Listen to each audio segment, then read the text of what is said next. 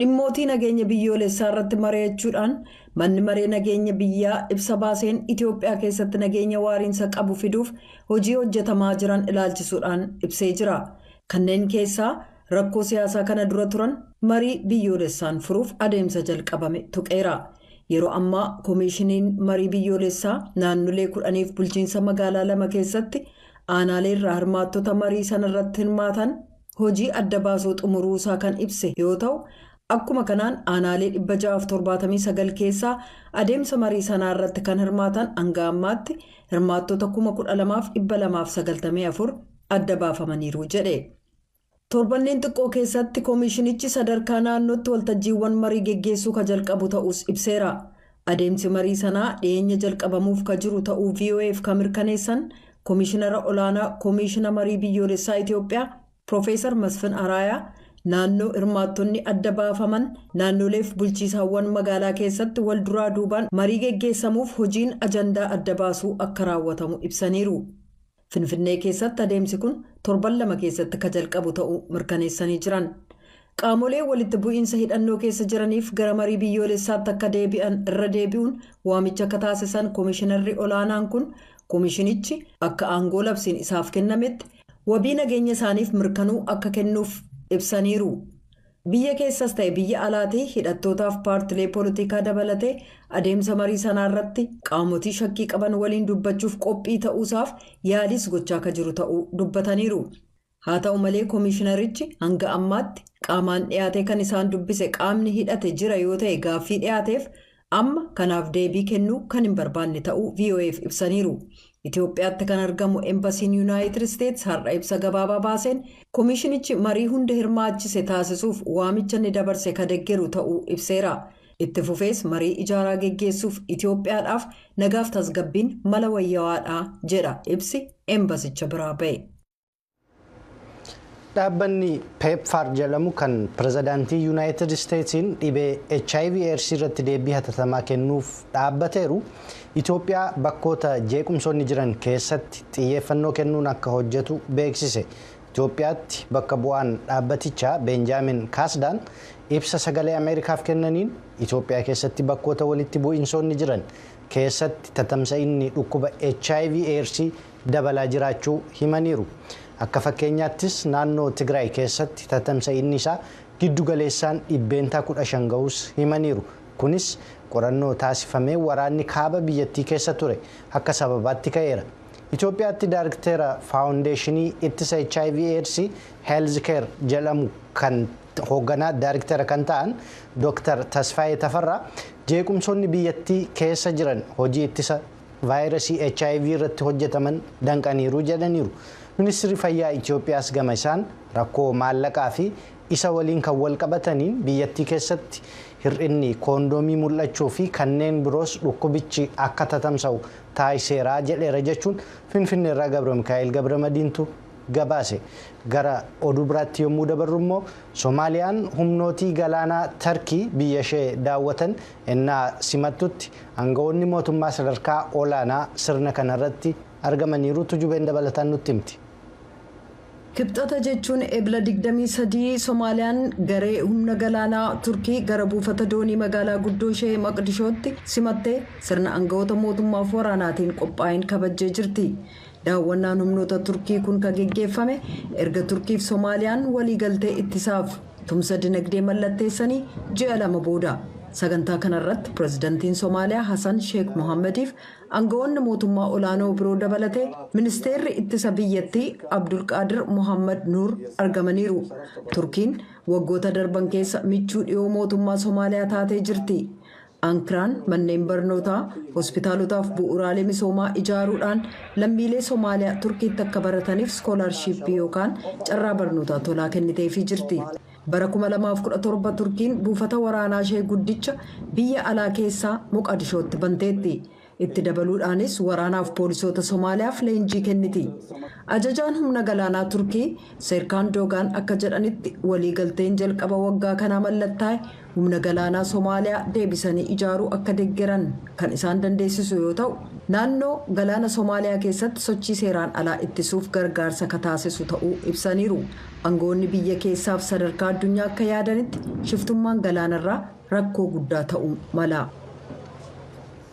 Oduu keenya isa biraatiin immoo dhiittaaleen mirga namaa Gaazaa, Yuukireen, Sudaanii fi Itoophiyaa dabalate naannoo addunyaa keessatti raawwataman seerri sadarkaa addunyaa cabuu isaa mul'isa jechuun Amnesty International gabaase. Seerri sadarkaa addunyaa Gaazaa fi Yuukireen keessatti ifatti cabsamu walitti bu'iinsi humnootii hidhatanii heddummachaa adeemu Sudaan, Itoophiyaa fi Maayinamaar keessatti dhiittaan mirga namaa hamaan hammaachaa jira jechuudhaan Amnesty International gabaasa isaa kan waggaa roobii har'aa baaseen akeekkachiiseera. Gareen mirga namaa kun akka ibsetti Yuunaayitid Isteets, Raashaa fi Chaayinaa dabalatee mootummoonni humna guddaa qaban seeraaf duudhaalee sadarkaa addunyaa labsii mirgoota namoomaa addunyaa keessatti tumaman tuffachuudhaan lammiileen nagaa naannoo walitti bu'iinsi jiru keessa jiraatan gatii olaanaa akka baasan taasiseera. Barreessituu gameettiin Amnestii Agnes Kalamaa haalli sirna sadarkaa addunyaa cabsuu waggaa darbe keessatti mul'ate kan kanaan dura hin argamne jedhan. Israa'el seera sadarkaa addunyaa ifatti tuffachuun ishee michoonni ishee dhiigi namoota siiviilii haala ibsamuu hin dandeenyeen Gaazaa keessatti innaa dhangala'u dhaabsisuu dhabuu isaaniitiin daraan hammaateeraa jedhan. Gabaasi kun Yuunaayitid Isteets dhiittaa mirga namaa Israa'el raawwatte balaaleffachuu dhabuuf aangoo sagalee viitoo qabdutti fayyadamuun ishee golli nagaa eegumsaa ka tokkummaa mootummootaa murtee dhukaasa dhaabuu ka Gaazaa keessaa laamshessuusaaf akkasumas weerara Raashaan Yuukireen keessatti itti fuftee jirtu gabaasa kun ibseera. Chaayinaan humnoota waraanaa Maayinamaar keessaa hidhachiisuuf akkaataa Beejing sabxiqqaalee Uyguur itti qabdu irratti qorannoo akka hin geggeessamne ittisuu ishee gabaasichi tuqeera. Amnestiin biyyoota 155 keessa akka jiru haala qabiyyee mirga namaa irratti gamaagama geggeesse katarreesse gabaasichi bara 2023 keessa mirga dubartootaaf qixxummaa saalaa ilaalchisee mormiin jiru dabaluu isaallee tuqeera. Iraan keessatti hiriira mormii dubartootaa haala suukanneessaan ukkaamsu, Afgaanistaan keessatti Taalibaan dubartoonni uummatatti akka hin mul'anne ugguruuf karoorfachuuf, Yuunaayitid Isteetsii fi Poolaand keessatti ulfa ofirraa baasuun seeraan akka ugguramu ka jedhu gabaasichi tarreesseera. Gareeleen mirga namaa teeknooloojii haaraan yoo hin to'atamne balaa inni qabu tuquudhaan teeknooloojiin namtolchee yookaan artifishaal intelligensiif meeshaaleen nama hordofuuf tolfaman hedduun walitti bu'iinsa akka hammaatu mirgi namaa dhiitamuuf walabummaan akka dhabamu dubbii kakaasuu irratti bobba'uu waan danda'aniif qorannaan hin geggeeffamu taanaan yaaddoo guddaadha jechuudhaan akeekkachiiseera. Barreessituu olaantuun Amnestii Agnes Kalamaa teeknooloojiin to'annoo ala ta'e loogii odeeffannoo dogoggoraaf addaan qoodamiinsaaf meeshaa ta'uu mala jedhan. Gammaatti duula pireezidaantummaa kana keessatti hojiin sammuu namtolchee filannoo marsaa duraa Niw Haamshaayir irratti baay'ee kan mul'ate yoo ta'u filattoonni kumaantamaan lakkaa'aman sagalee Joo Baayideniin akkeeffame kan filannoof sagalee hin laatinaa jedhee itti himu bilbila irraan argataniiru. Voting this Tuesday only enables the Republicans in their quest to elect Donald Trump again.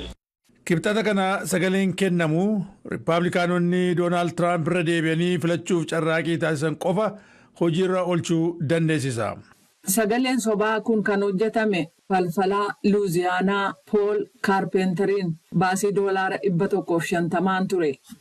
If anybody's looking for some kind of flag, not a false flag, but like a flag, a gameplay flag where something bad happens. Namni alaabaa gosa tokko barbaadu yoo jiraate alaabaa sobaa hin taane garuu akka alaabaa tapha bakka wanti hamaan itti raawwatamu kan barbaadu yoo jiraate ani alaabaa sanadha.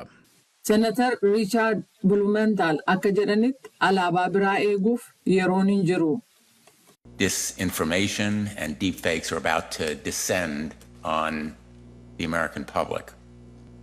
The form of their odeeffannoon sobaa fi gad fagoo ta'e uummata Ameerikaa irratti gad bu'uuf jedha. Bifi dhufaatii isaanii beeksisa siyaasaa fi odeeffannoo sobaa biroo kan sammuu namtolcheetiin tolfamudha. Dimookiraasii keenya irratti balaan ifa ta'ee fi yeroo ammaa jiru ni jira.